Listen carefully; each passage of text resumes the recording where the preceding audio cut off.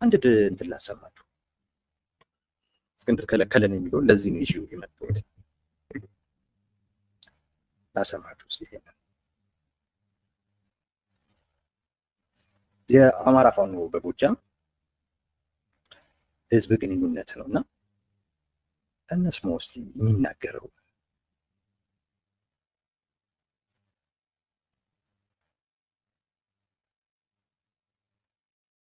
ጉዳይ እንግዲህ ከጎጃም አከርካሪው መተን ያባረር ነው የእስክንድር ኃይል ሸዋ ላይ እንደዚሁም መከላከል ምሽግ ቆፍሮ ነው የሚገኘው። የምትይዙልኝ ቃል እስክንድር ነጋ ፋኖ ወደ አዲስ አበባ እንዳይገባ እየተከላከለ ነው አሁን ላይ ማለት ነው። ስለዚህ የእስክንድርን መከላከል ፋኖ በዛም ማለት በዚህ በውድም በግድም ሰብሮ አዲስ አበባ መግባት አለበት። ፋኖ አዲስ አበባ ለመግባት ደግሞ ግዴታ መንገዱ መድረግ አለበት። አብዛኛውን የኃይል ዝግጅት ጨርሰን እንግዲህ ብዙ ወታደራዊ ሚስጥሮች ቢሆኑም በኃይል ደረጃ ከዚህ በፊት እንደገለጽ ነው ለማይቀረው የአራት ኪሎ ጉዟችን ብዙ ዝግጅት እያደረግን ያለ ነው። ነገር ግን እስክንድር ነጋ የሸዋ ወንድሞቻችን ላይ ተኩስ በመክፈትና ስትራቴጂክ ይሆናሉ የተባሉ መልካም ምድሮችን በመቆጣጠር ወገናችንን እያሰቃየ የፋኖ ደግሞ በሸዋ አድርጎ ወደ አዲስ አበባ እንዳይገባ መንገድ ዘግቶ እየተከላከለ ያለበት ሁኔታ ነው ያለው። ይህንን መላው ወገናችን እንዲያውቅልን እንፈልጋለን። ስለዚህ አፋሕድ የሚባለው ኃይለኛው አመራርና አባሉ ምንም በማያውቀው ሁኔታ የፖለቲካ አስተላለፉን የእስክንድር ፕሮጀክት በአማራ ትግል ሊያመጣ ያሰበውን አሉታዊ ተጽዕኖ ሳይረዳ ተሸብቦ ነው ያለው። ውስን የሚባሉ 4 እና 5 የሚባሉ ሰዎች ግን በዓላማ የጥቅም ተጋሪ ሆነው ጸረ አማራነታቸውን በዓለም አደባባይ በተግባር እያሳዩ እየመሰከሩ ያሉበት ሁኔታ ነው ያለው። ይሄ ድርጊት በአጭር ጊዜ ካልተቋጨ ማህበረሰባችንም እኛም የምናምነው በዚያ ልክ ስለሆነ እስክንድር ነጋን መንገድ ማስከፈት ግዴታ ሆኖብናል አሁን። ስለዚህ አፋሕድ የሚባለው ስብስብ የብልጽግና ስብስብ ከጎንደር ከቤተ አማራ ወሎና ሸዋ ያሉ ተዋጊ ወንድሞቻችን በፍጥነት ሽማግሌ እየላኩ ያሉ አሉ፣ መልካም ፈቃዳቸውን ያሳዩ አሉ፣ ባለማወቅ ነው ያሉ አሉ፣ አስፈላጊውን ንግግር እያደረግናቸው ያሉ ሰዎች አሉ፣ የታች አባላት ማለት ነው። እነሱ በአስቸኳይ መሳሪያቸውን እየያዙ ሻምበሎቻቸውን እየያዙ እንዲመጡ እንመክራለን። ሌላው ግን የትግላችን እንቅፋት ሆኖ ለዘመናት አማራ መስለው በአማራ ህዝብ ላይ ጦርነት ሲታወጅ በአማራ ህዝብ ላይ የህልውና አደጋ ሲደቀን ፈዳር ቁመው በለው እያሉ ይባስ ብለው ጸረ አማራ ኃይሎች በሚያቀርቡት ድግስ እየጨፈሩ አማራውን የሚያስመቱ ኃይሎች አሁን አፋሕድ በሚል ተሰብስበው ነው የሚገኙት። አንድ ቢጫ ፌስታል ውስጥ ተጠራቅመው ነው የሚገኙት። ይህን ቢጫ ፌስታል ቆሸ ወስዶ ወይም የቆሻሻ ማጠራቀሚያ ቦታ ወስዶ ማስቀመጥ የኛ የአማራዎች ስራ ይሆናል። ትግላችንን ለማስተጓጎል የሚደረገው ጥረት በዚህ መንገድ መቋጨት አለበት።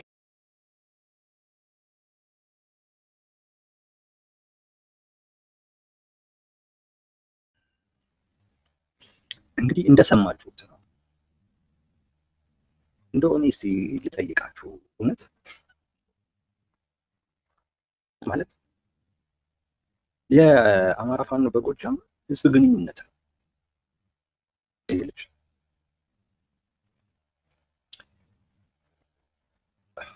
እና አሁን እውነት እንግዲህ ፋኖ ማለት የአማራ ህዝብ የህልውና ትግል እየመራ ያለ ስብስብ ነው እና እንዲህ አይነት ሰው ነው የሚመራው። እንዲህ አይነት ሰው ነው። ቅድም የነገርኳችሁ ነገሮች አሉ። ህዝቡ ላይ የሚፈጽሟቸው ነገሮች የሚሉትና የሚሆኑት የተለያየ መሆን፣ አንዱ ነው ሲባሉ አንድ ለመሆን ሲቸገሩ መታየት። ከዛ በላይ አሁን ይሄ ንግግር ፕሮፓጋንዳ ነው የሚባለው ምንድን ነው የሚባለው? ይሄ እኮ እውነት እንደው ትግሉ የህዝብን ዋጋ የሚያስከፍል ስለሆነ እንጂ እኮ በሳቅም የሚገል እኮ ወሬ ነው። በጣም ትልቅ ቀልድ እኮ ነው ይሄ፣ የሚያስቅ ቀልድ እኮ ነበር። እስክንድር ከለከለን አዲስ አበባ አንድ ኮሜንት አይቻለሁ እና ምንድን ነው የሚለው ኮሜንቱ? እንዴ ባህር ዳርን ከአዲስ አበባ መልስ ነው እንደሚይዙት ይላል። ባህር ዳርን ትተው አዲስ አበባን ይዘው ከዛ በኋላ ነው እንግዲህ ባህር ዳርን የሚይዙት እንደማለት ነው። ይሄ እኮ ንግግሩ ምን አለው መሰላችሁ? ይሄን ማውራት እኮ ያለብህ አሁን አይደለም እኮ። ቢያንስ ባህር ዳርን ይዘህ ብታወራው ነገሩ ቀልድ አይሆንም፣ የሆነ ትርጉም ይሰጣል። የሆነ ትርጉም ይሰጣል። ባህር ዳርን ይዘህ የምትለው ቢሆን ምን እያለ ነው? ፕሮፓጋንዳ እኮ ዝም ብሎ አፍ ላይ ይመጣልህን የምትለው አይደለም።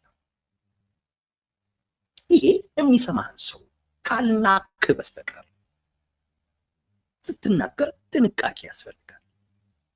ፕሮፓጋንዳ አእምሮክ ላይ መጣለን የምታስበውን ነገር በሙሉ መናገር አይደለም። አንደኛ ይሄ እንዴት ይታሰባል? እዚህ አሁን ፋኖ ባለበት ደረጃ እውነት ይሄ የሚባል ነገር ነው። እስክንድር በዚህ ሊከሰስ ይችላል። አዲስ አበባ እንዳንመጣ እስክንድር ከለከለን። እስክንድር እኮ ባይከለክላችሁ ሊመጡ እኮ ነበር። አሁን ይሄ ሰው እንዲመራችሁ ትፈልጋላችሁ?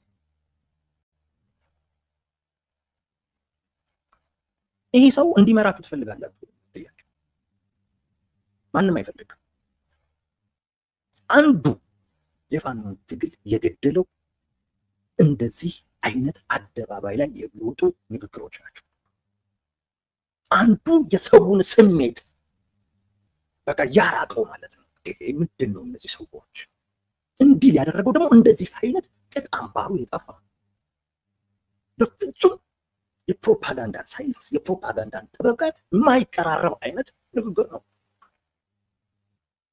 ይህ ልጅ ብዙ እንደዚህ አይነት ንግግሮች አሉት፣ ብዙ አሉት እንደዚህ አይነት ንግግሮች። እንደው አንዳንዱ ሳይወድ በግዱ በቃ ይደግፋል እንጂ ፋኖ በቃ አማራ እንትን ነው ምናምን ያለ እንጂ አንዳንዱ ይሳቀቃል በንግግር ይሳቀቃል። እንዴ ህዝብ ግንኙነት እኮ ማለት ያንን ስብስብ የሚወክል ማለት ነው። በተደጋጋሚ ጊዜ የሚታይ እኮ ነው።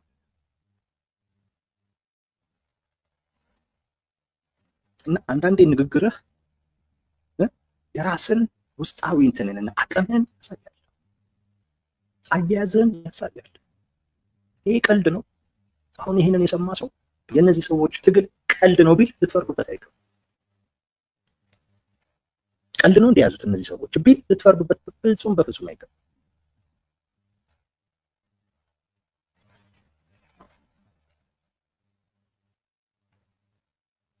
እና እስክንድር ከለከለን አዲስ አበባ እንዳንገባ። አሁን ይህ የሚተነተን አይደለም፣ ይህ ልተነተነው አይደለም ያመጣሁት። ግን እንዲህ አይነት ፕሮፓጋንዳ ስንት አይነት ዋጋ እንደሚያስከፍል አንድ ሁለት ግን በጣም ግን ያሳዘነኝ ሁለተኛ ጊዜ ስለሆነ ነው ንግግሩ በቢጫ ፌስታል ተጠራቅሞ ይገኛሉ። የሆነ ቆሼ ቦታ መጣል አለባቸው ብሎ ስለ ቢጫ ፌስታል ያወራል። ቢጫ ፌስታል እስክንድር ነጋ በኢህአዴግ ጊዜም ታስሮ በነበረ ጊዜ ሲወጣ ቢጫ ፌስታል ይዞ ነው የወጣው። ከቃሊቲ ሲወጣ በብልጽግና ጊዜም ታስሮ ሲወጣ ቢጫ ፌስታል ይዞ ነው የወጣው እና ያቺ ቢጫ ፌስታል እና እስክንድር ተያይዞ ይታያል። የሆነ የትግሉ ሲምቦል ነች። በተለይ በብልጽግናም ጊዜ ያችን ቢጫ ፌስታል ይዞ የወጣው በዛ ምክንያት ነው። ይዟት ሁሉ ታይቷል፣ ፎቶ ምናምን አለው እና ከእስክንድር ትግል ጋር ተያያዘ ነው ቢጫ ፌስታል። እስክንድር ያን ሁሉ ዋጋ ሲከፍል ይሄ ልጅ አልነበረም፣ እርግጠኛ ነኝ ትግል ውስጥም አልነበረም። ያ የቢጫ ፌስታል የትግሉ ሲምቦል ነው። አንዳንድ ጊዜ የሰውን ትግል የማያከብር አካል ታጋይ አይደለም። ታጋይ የሰውን ትግል ያከብራል፣ ትግሉን ያከብራል። ከተቸም አካሄዱ አስተሳሰቡ ልክ ከትግሉ አኳያ አይጠቅምም ብሎ የሚያስበውን ነገር ይተቻል እንጂ ትግል አያራክስም። ትግል አያራክስም። እስክንድር ለአማራ ህዝብ ሲታገል ይሄ መጀመሪያ አይደለም። ቢጫ ፌስታል እስክንድር ነጋ ለአማራ ህዝብ ሲያደርግ ለነበረው ለአማራ ህዝብ ጭምር ሲያደርግ ለነበረው ትግል ሲምቦሉ ነው። እንዲሁም በእንደዚህ አይነት ልጅ የሚራከስ አይደለም። ነፋሃድ ደጋፊዎች አሉት። እነዛ ደጋፊዎች አማራዎች ናቸው።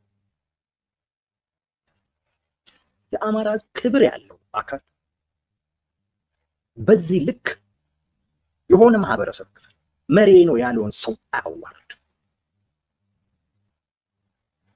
እና እንደዚህ አይነት ሰው እንዲመራህ የምትፈልግ ከሆንክ ለኔ ጤናማነት ያጠራጥረኛል። አያከብርህም፣ ታጋይም አያከብርህም። ስለተጣላኸው ስላልተግባባኸው ትግሉን አታራክስም። ትግሉ እኮ ከሱ ስር እኮ ሆኖ ስንት አማራዎች ናቸው አይደል እንዴ አብረውት የሚታገሉት። ይህን ሰው እኮ መስደብ ማለት ከሱ በስተጀርባ ያሉ ብዙዎችን መስደብ እኮ ማለት ነውር እኮ። ይሄ እውቀት እኮ አይደለም። ይህንን ሰው ፊት ለፊት ልታመጣ አይገባም። በጭራሽ ያንተን ስብስብ ይሄ ሰው እንዲወክል ካደረግከው በቃ እኔ ስላንተ ይነግረኛል ይሄ ሰው። ትግልን ያስገበትን መንገድ ይነግረኛል። ቀልድን ያደረከው ጨዋታን ያደረከው እንደዛ ነው የሚሰማኝ።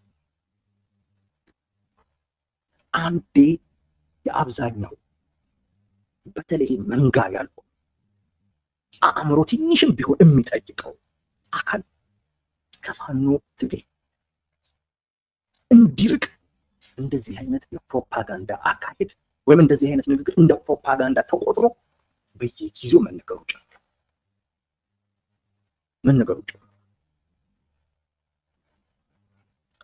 አሁን አይ እነዚህ ሰዎች በቃ ሌላ ፍላጎት ያላቸው ወይ እንደሚባለው ራሳችን ካልነገስን ነው የሚሉት ወይ እንደሚባለው የሆነ ተልእኮ ነው የያዙት። ታዲያ አንድ የማይሆኑት ለምንድን ነው? መምህራንን የሚገሉት ለምንድን ነው? ለምንድን ነው በአደባባይ ያልሆኑት እነን የሚሉት? ለምንድን ነው እንደዚህ አይነት ቀልድ ይሁን ምን ይሁን ነገር አደባባይ ላይ ይዘው የሚወጡት? ሰው የለም ወይ? ለምንድን ነው የማይቀይሩት? ይህ አይነት ጥያቄ ውስጥ ገብቷል። አሁን ብድግ ብለህ አንዶኝ የመጣው ብትለው የዚህን ሰው ስሜት አታነቃቀው። ሻክሯል፣ ጥበቃውን ትቷል። አሁን ብዙ ዛጋ ላይ ጥበቃ ላይ አይደለም የትም አይደርሱ ብሎ ትቷል። ይሄ አብዛኛው ሰው ስሜት ነው የምነግራችሁ። አብዛኛው ሰው ትቷል፣ የትም አይደርሱም እነዚህ ሰዎች።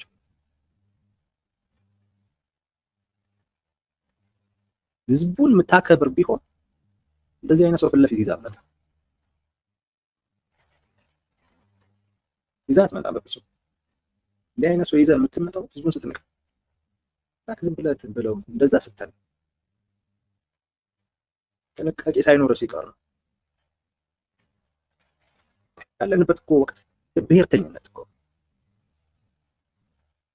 ይህ ልጅ እኮ የሚያወራውን ነገር እኮ አንዳንዶች እኮ እየያዙት እኮ ከህዝቡ ጋር እያያይዙታል እኮ። አማራ የሚሉ እኮ አሉ። እንዴት ማን ነው በዚህ አይነት ሰው የሚቆረው?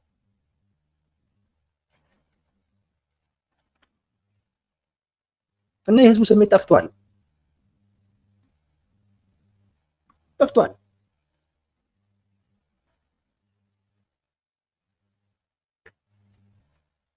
ሰው አሁን ብድግ ብለህ አንድ ሆንኩኝ ብትል አትልም እንጂ ብትልም አይ ዶንት ኖ የህዝቡን ስሜት የምትፈጥር አይመስለኝም፣ የምታነቃቃ አይመስለኝም። ግን እውነት በዚህ አጋጣሚ የአማራ ፋኖ በጎጃም አሉ የምናውቃቸው ሰዎች፣ ከኛም ጋር ትግል ላይ የነበሩ ሰዎች አሉ። እንደ ስንት አቅም ያላቸው ልጆች እኮ አሉ። አቅም እኮ ያላቸው ግን በፊትም ታሪካቸው ጭምር ትግል እኮ የሆኑ ለምንድን እንደዚህ አይነት ሰዎች ወደኋላ ተደርገው እንደዚህ አይነት ሰው ወደፊት እንደሚመጣ አይደለም። እንደው የሆነ ጊዜ ታግዶ ነበር አሉ ይሄ ልጅ። ያኔ አስረስ ነበረ እየወጣን አስረስ ማለት በሀሳቡ ባትስማማ ምንም ብትል ግን ይህ ሪዝነብል ሲሆን ምክንያታዊ ነው።